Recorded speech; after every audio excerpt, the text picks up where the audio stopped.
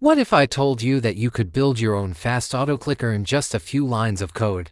I'll show you how to create one of the fastest micro-clickers using Python.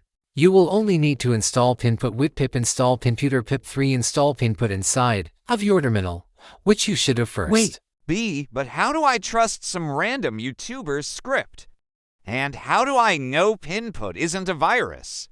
Just ask a clanker like chat like is pynput safe to install. It may also say it's used a lot for malware, even Google does, which is true.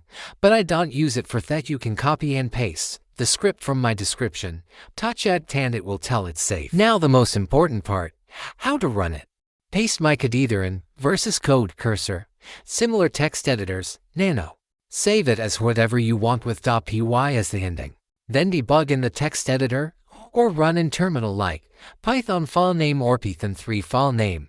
Last thing for macOS users, go to Settings, Privacy and Security, Accessibility, turn on terminal or text editor. Because an app needs turned on accessibility if they want to do stuff outside app, otherwise the micro won't click on apps.